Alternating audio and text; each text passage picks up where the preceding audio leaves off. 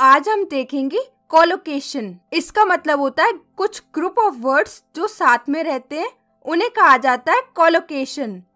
First colocation है जगह बनाना। जगह बनाना किसी चीज के लिए या फिर किसी इंसान के लिए। वैसे जगह बनाना को इंग्लिश में कहा जाता है मेक रूम।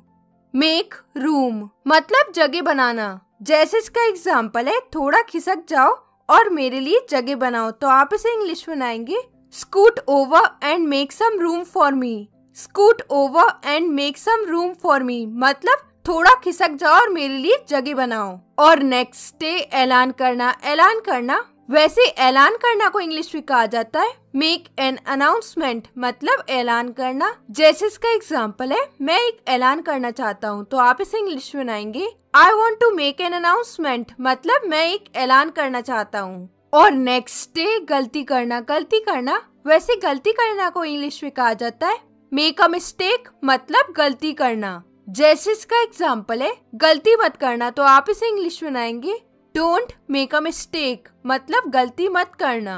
और नेक्स्ट डे फैसला लेना। फैसला लेना या निर्णय लेना वैसे फैसला लेने को इंग्लिश में कहा जाता है मेक अ डिसीजन मतलब फैसला लेना। जैसे इसका एग्जाम्पल है शादी के बारे में फैसला लेना मुश्किल है। तो आप इसे इंग्लिश में बनाएंगे it's hard to make a decision about marriage मतलब शादी के बारे में फैसला लेना मुश्किल है। और नेक्स्ट डे वादा करना। वादा करना वैसे वादा करना को इंग्लिश में कहा जाता है make a promise.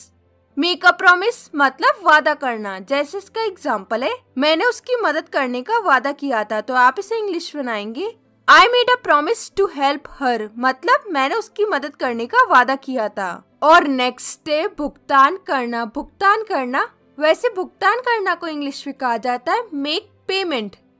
Make payment मतलब भुगतान करना। जैसे इसका एग्जाम्पल है क्या आपने भुगतान कर दिया है। तो आप इसे इंग्लिश में बनाएंगे have you made the payment मतलब क्या आपने भुगतान कर दिया है। और नेक्स्ट डे अपॉइंटमेंट लेना डॉक्टर से।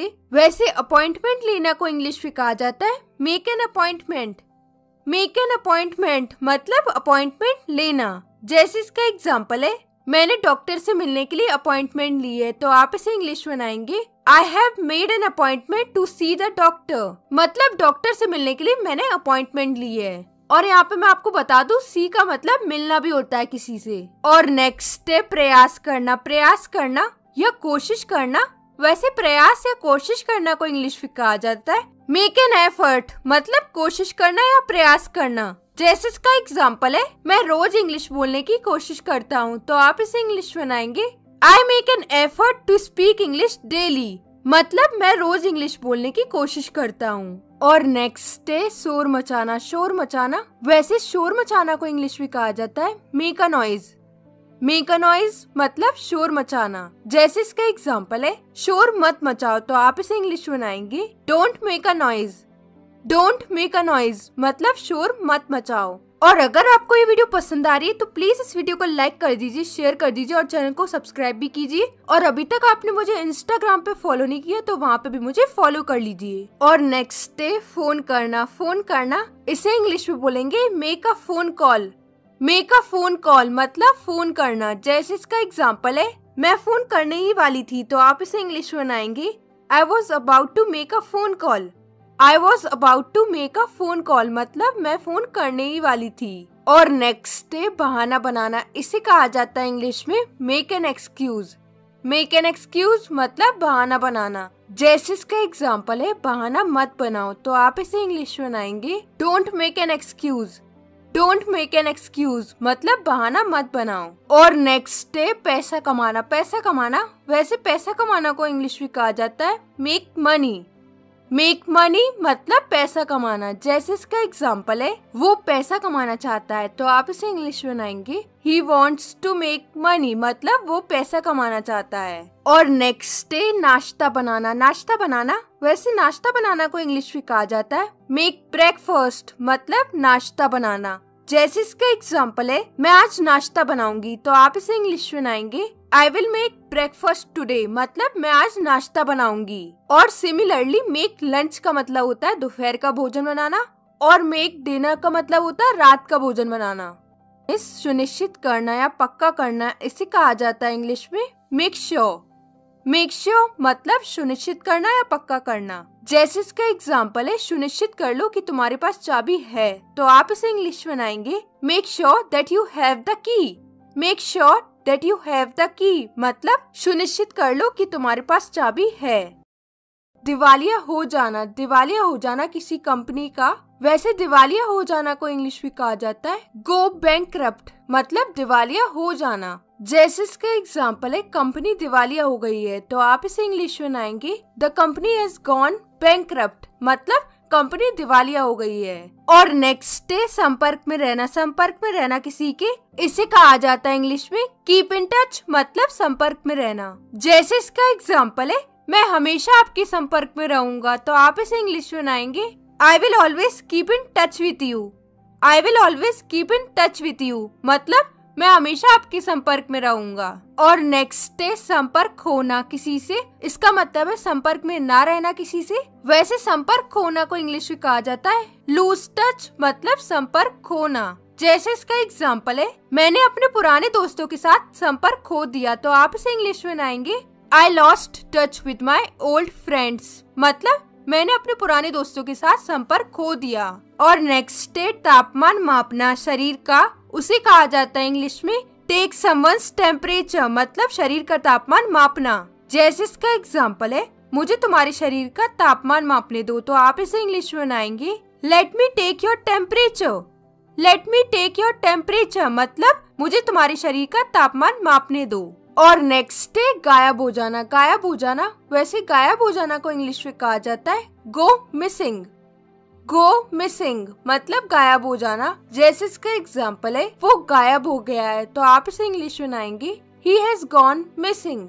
ही हैज गॉन मिसिंग मतलब वो गायब हो गया है। और नेक्स्ट है मजाक उड़ाना, मजाक उड़ाना, वैसे मजाक उड़ाना को इंग्लिश में कहा जाता है make fun.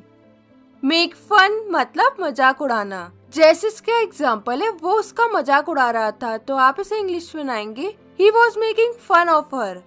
He was making fun of her मतलब वो उसका मजाक उड़ा रहा था। और नेक्स्ट है मजा करना, मजा करना, वैसे मजा करना को इंग्लिश में कहा जाता है हैव फन।